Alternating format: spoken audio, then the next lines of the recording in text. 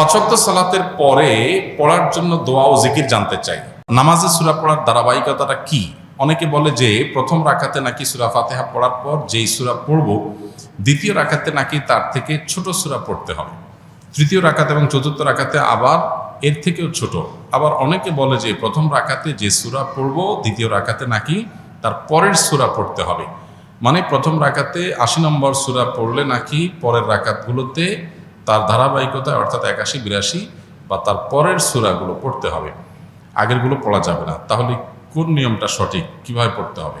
ইমাম শাফি রহমানদার মতে নামাজে ইমামের পেছনে ফাতিহা পড়তে হবে, কিন্তু হানাফি আলেমগণ সূরায়ে আরাফের একটি আয়াতের দলিলে বলেন ফাতিহা পড়া যাবে না। তাহলে এই আয়াত কি ইমাম শাফি রহমতুল্লাহের চোখে পড়ে নেই? যে ভাই প্রশ্ন করেছেন তাকে বিনয়ের সাথে বলতে চাই যে বিষয়গুলোকে এইভাবে বিশ্লেষণ করবার সুযোগ নাই। একটা আয়াত, একজন ইমাম, স্বনামধন্য একজন ইমাম, লক্ষ লক্ষ কোটি কোটি মানুষ যাকে অনুসরণ করছেন, এলেমের মহাসমুদ্র, তার কাছে আয়াত চোখে পড়ে নাই এমনটি কোনো মুসলমানই মনে করার কোনো কারণ নাই। তাহলে বিষয়টা কি যে আয়াত দিয়ে একটি মাযহাবের ওলামারা দলিল দিচ্ছেন, আরেক মাযহাবের ওলামা ইকরাম সেটাকে দলিল গ্রহণ করছেন না, কারণ কি? এর উত্তর হলো যে বিষয়টা ব্যাখ্যা সংক্রান্ত বিষয়। কারণ ইমাম আবু হানিফা রাহিমাহুল্লাহ এবং তার অনুসারী অন্যান্য ওলামা ইকরাম যে আয়াত দিয়ে দলিল দিচ্ছেন, এই আয়াতকে তারা যে অর্থে নিচ্ছেন, ইমাম শাফি রাহিমাহুল্লাহর কাছে ভিন্ন অর্থ, ভিন্ন ব্যাখ্যা আছে। একই কথার একাধিক ব্যাখ্যা, একাধিক অর্থ থাকে এবং সেটার প্রেক্ষিতে মতভিন্নতা তৈরি হয়। এটা বোঝার জন্য সবচাইতে উত্তম হলো নবী করিম সাল্লাল্লাহু আলাইহি সাল্লাম যখন সাহাবীদেরকে একটি অভিযানে পাঠিয়েছেন এবং বলেছিলেন তোমরা যেই অভিযানে তোমাদের পাঠানো হচ্ছে, যে গোত্রের কাছে পাঠানো হচ্ছে, সেখানে গিয়ে তোমরা আসরের নামাজ পড়বে।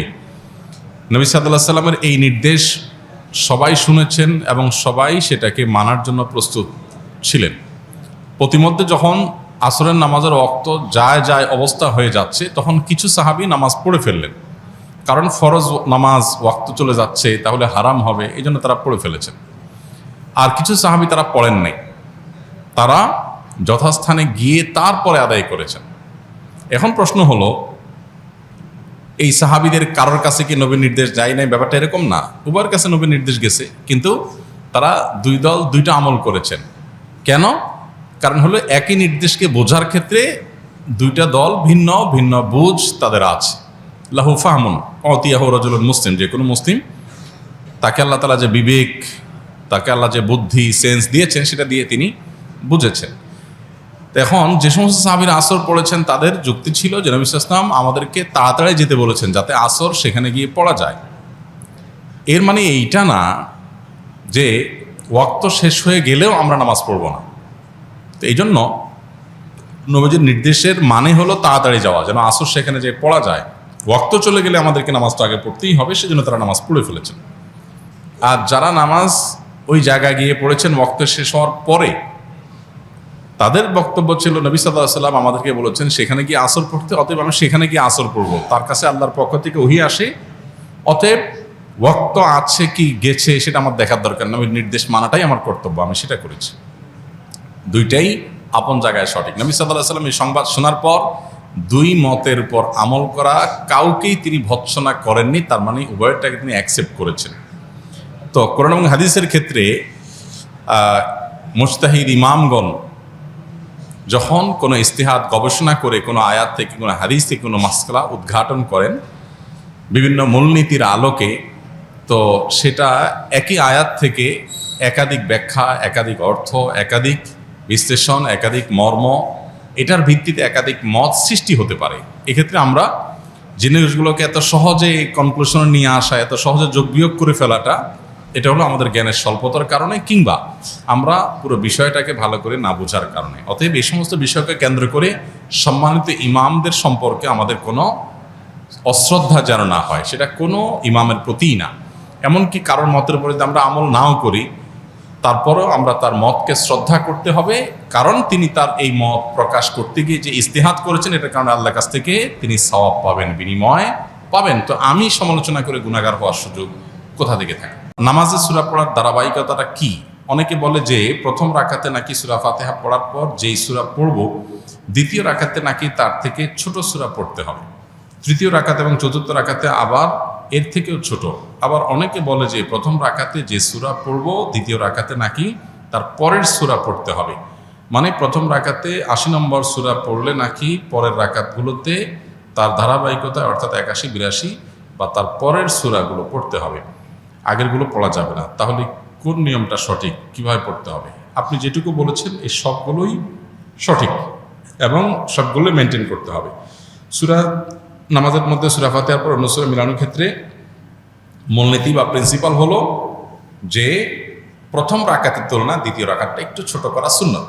প্রথম রাকাতে যতটুকু কেরাত পড়বেন, দ্বিতীয় রাকাতে কেরাতটা আরেকটু ছোট হবে, স্মল হবে, এটা সুন্নত। কিন্তু এটার যদি ব্যত্যয় হয়ে যায় তাতে কোনো মহাভারত শুদ্ধ হয়ে যাবে না, মহাভারত শুদ্ধ হয়ে যাবে না, অর্থাৎ কোনো সমস্যা হবে না, যা আছে তাই থাকবে, নামাজ হয়ে যাবে। বিধায় আপনার সুন্নার খেলাফ হবে, জাস্ট এইটুকু। এটাকে নিয়ে অনেক বড় করে দেখার কিছু নাই, তবে চেষ্টা করা ভালো যে প্রথম রাকাতে চাই দ্বিতীয় রাকাতটার জন্য কেরাত যেন একটু ছোট হয়, এটা নবী সাল্লাল্লাহু আলাইহি ওয়াসাল্লামের সুন্নাহ।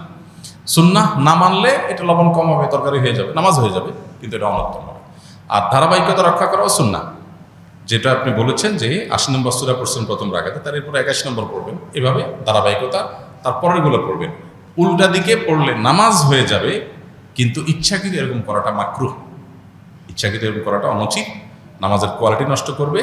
কিন্তু সুন্নত হলো ধারাবাহিকতা মেনটেন করা। ধারাবাহিকতা মেনটেন না করলে অনেক সময় বিশেষ করে সাধারণ আয়াতের ক্ষেত্রে অর্থ বিকৃতির সম্ভাবনা হতে পারে, যে প্রথমে একটা জিনিস পড়েছেন এরপর আরেকটা জিনিস পড়লেন, অর্থ বিকৃতির সম্ভাবনা যদি নাও থাকে, জিনিসটা সুন্নাহ পরিপন্থী করে তেলাওয়াতের আদবের খেলাফ, উল্টা দিকে তেলাওয়াত করে, এই জন্য ধারাবাহিকতা বজায় রেখে করাটা সুন্নাত।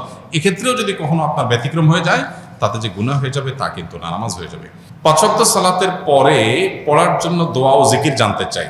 এ সম্পর্কে আসুন্নাহ ফাউন্ডেশন থেকে ছোট্ট একটা দোয়ার কার্ড আমরা বের করেছি, সেটা আপনারা সংগ্রহ করতে পারেন ফ্রি, এবং অনলাইন থেকেও সেটা ডাউনলোড করতে পারেন।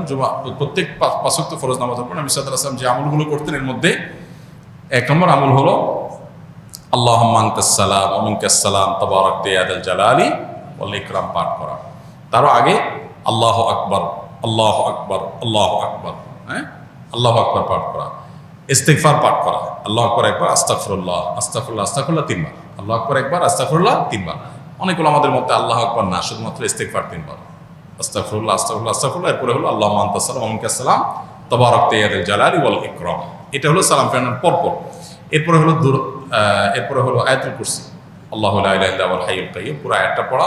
তারপরে হলো সূরা ইখলাস, সূরা ফালাক, সূরা নাস একবার পাঠ করা। এর পাশাপাশি আরেকটা আমল আছে, লা ইলাহা ইল্লাল্লাহু ওয়াহদাহু লা শারীকা লাহু লাহুল মুলকু ওয়া লাহুল হামদু ওয়া হুয়া আলা কুল্লি শাইইন কাদির, একবার পাঠ করা। আরেকটা আমল হলো আল্লাহুম্মা আইন্নি আলা যিকরিকা ওয়া শুকরিকা ওয়া হুসনি ইবাদাতিক, একবার পাঠ করা। আরেকটা আমল হলো লা ইলাহা ইল্লাল্লাহু ওয়াহদাহু লা ইলাহা ইল্লাল্লাহ ওয়া লা না'বুদু ইল্লা ইয়্যাহু লাহুন নি'মাতু ওয়া লাহুল ফাদলু ওয়া লাহুস সানাউল হাসান, লা ইলাহা ইল্লাল্লাহ মুখলিসিনা লাহুদ্দিন ওয়ালাউ কারিহাল মুশরিকুন, এটা একবার। এবং 33 বার সুবহানাল্লাহ, 33 বার আলহামদুলিল্লাহ, 34 বার আল্লাহু আকবার। এই আমলগুলো মোটামুটি ৫ ওয়াক্ত নামাজের পরে পড়াটা সুন্নাহ।